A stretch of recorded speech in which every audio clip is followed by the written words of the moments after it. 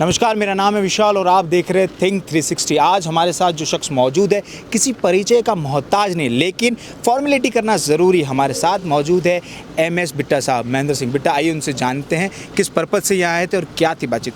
Sir, किस purpose से आप यहाँ पर आए हैं सिरोही जालौर में और क्या है बताइए। मेरा सिरोही ज़िले के साथ मेरा एक बड़ा प्यार है। मैं यहाँ का तप जप और सिंघवी परिवार ख़ास तौर पे इतना बड़ा आश्रम, संत आते हैं, महापुरुष आते हैं और उनके साथ जुड़ा हूँ। और जितने भी हमारे धार्मिक स्थान हैं यहाँ पे, जैन धर्म के हों या कोई और हों, उनके सबके दर्शनों में रहता हूँ मैं। तो मेरी ये जो मेरी एक आस्था है जैन धर्म प्रति, हिंदू धर्म के प्रति, और मैं पूरे देश के लोगों को बताता हूँ कि अगर हम जैन धर्म को उनकी सोच पे चलना शुरू करें, उन संतों की, महापुरुषों की, भगवान महावीर जी, भगवान आदिनाथ जी, जिनका संदेश था जियो और जीने दो। क्योंकि मैं पंजाब की धरती में बहुत कत्लेआम देखा है अपनी आंखों के सामने। हज़ारों बहनों के सुहाग उजड़ते देखे हैं, हज़ारों बच्चों को यतीम होते देखा है, खून की नदियां बहती देखी हैं, काटते मारते 19,000 हिंदू भाइयों का अपनी आंखों के सामने उनको कत्लेआम देखा है ना। तो यहाँ जब आके एक शांति मिलती है। जियो और जीने दो का मकसद क्या है कि हमारे पाँव के नीचे कीड़ा मकोड़ा भी ना मर जाए, है ना। तो मेरी एक आस्था है कि मैं यहाँ से संकल्प, यहाँ से प्रेरणा लेके संतों से मैं पूरे देश में लोगों को कहूँ कि हमें किसी का दिल नहीं दुखाना, हमें धोखा नहीं करना, हमें किसी को मारना नहीं है। क्योंकि अभी भी पंजाब के अंदर 40 साल से हो गए मुझे देखते देखते, हमारी सोच अभी भी वहाँ खड़ी है।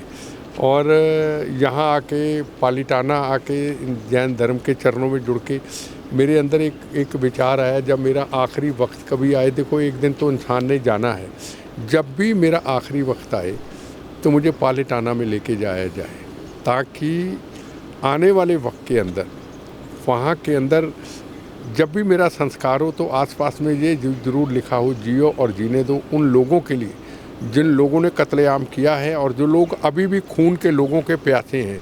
उनका मकसद कुछ नहीं है, उनका मकसद है देश को तोड़ना, उनका मकसद है मानवता को मारना। क्योंकि सिख धर्म जो है वो मानवता की रक्षा के लिए बना गया था। गुरु गोविंद सिंह महाराज, गुरु तेग बहादुर हिंद की चादर, जिन्होंने मानवता के लिए, राष्ट्र के लिए, हिंदू धर्म के लिए कुर्बानी दी।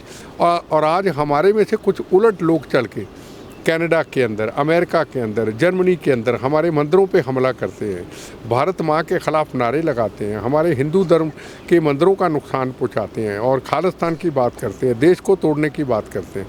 ये मेरा उन लोगों को संदेश जरूर जाए। सर, लगातार जैसे आपने बात किया कि संदेश आपका है कि यूनाइटेड का है, देश की सुरक्षा को लेकर है।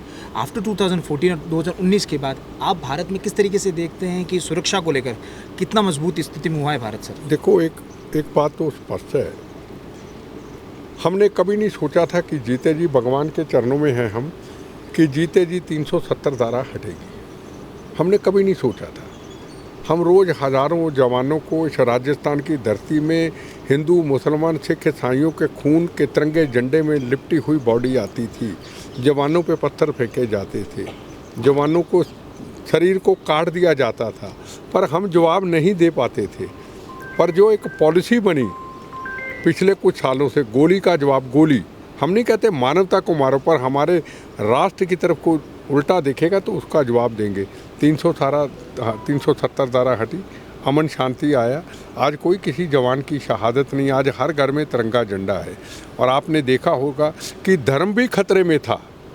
राम सेतु का भी बोल दिया गया था कि राम सेतु तो है ही नहीं, राम सेतु नहीं तो राम जी नहीं, हनुमान जी नहीं, तो आए तो राम सेतु भी नहीं टूटेगा, वो भी फैसला हुआ।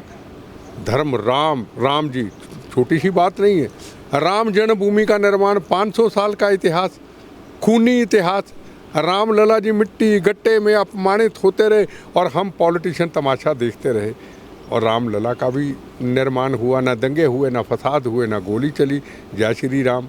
जब धर्म और राष्ट्र जब मजबूत हो जाएं, फिर देश तो दौड़ेगा आने वाले टाइम के। सर, लास्टली आपने ना धर्म की बात की, राम मंदिर का जिक्र किया।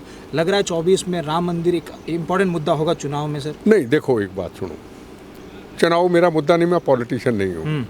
लोग कई ये बात करते हैं कि ये एक राजनीतिक मुद्दा है, तो वो कर लेते। राम कहते हैं, राम जी, राम लला जी हजारों साल अपमानित होते रहे झुग्गी झोंपड़ी में, और हम लोग उनके ऊपर राजनीति करते रहे। राम लला तो कहीं टिक गए, राम जी ये वो लोग हैं जिनको राम जी से प्यार ही नहीं। अगला मिशन तो कांची और मथुरा है, कोई और कर ले, लोग उनको सलूट कर देंगे, कोई और कर दे।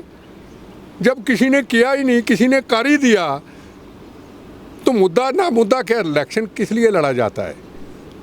दो तरह के इलेक्शन होते हैं, एक होते कुर्सी सत्ता के लिए, ठीक है, मुझे कुर्सी और सत्ता के लिए, मैं ये करूं, मैं वो करूं, मैं दंगे कराऊं, मैं फसाद कराऊं, मैं लोगों को झूठ सच वादे करूं। एक तो देखो, एक सामने हुआ और आगे कांची और मथुरा भी होगा। आज भारत विश्व गुरु की तरफ जा रहा है जी। कहाँ हिंदुस्तान कहाँ चला गया था? आज भारत विश्व गुरु की जा रहा। रशिया यूक्रेन की जंग के बीच में पाकिस्तान के बच्चे अगर तिरंगा झंडा पकड़ लेते कि नहीं, इन पे गोली मत चलाना, जो तिरंगा झंडा ये भारतीय है, ये भारत की शान है। हमें भारत और धर्म देखना, अपना इलेक्शन से कोई मतलब नहीं। भारत और धर्म, जो भारत और धर्म की रक्षा करे, वही है हमारा सब कुछ, वही हमारा परमात्मा, वही हमारा गुरु, जो हमारे भारत की। देखो, जहाँ जहाँ मुझे महावीर जी हमारे बड़े भाई पिता समान हैं, ये मुझे जहाँ जहाँ बता रहे हैं, मैं जाता हूँ। और ये कोई, मैं यहाँ कोई मेरा एक टूरिस्ट प्लेस नहीं है कि बिट्टा आया है तो मंदिरों में दर्शन, टूरिस्ट प्लेस नहीं। मेरा तो बड़े वर्षों से बालाजी मेहंदीपुर में जा रहा हूँ 21-22 साल से। करनी माता कई वर्षों से जाता हूँ, सालासर जाता हूँ, ओशिया जी जाता हूँ। मेरा तो एक ही है, मेरा धर्म भारत माँ, मेरी जात वंदे मातरम। सीधी सी बात, मेरा धर्म भारत माँ, मेरी जात वंदे मातरम। ये मैं टूर करने नहीं आया हूँ, ये तो मेरी एक राजस्थान की ये पवित्र धरती, ये मुझे खींचती है, ये मुझे ब्लेसिंग देती है कि हमारे पास आओ और हमारा आशीर्वाद लेके। मैं कौन हूँ आने वाला? मैं तो शरीर टूटा हुआ बम्बों से, मैं तो उसकी कृपा से आता हूँ। चलिए, बहुत बहुत शुक्रिया हमसे बात करने। वंदे मातरम। वंदे मातरम। ये थे MS बिट्टा साहब, आपने सुना। इसी तरह थिंक 360 को देखते रहिए और सब्सक्राइब करें हमारे चैनल को। Thank you.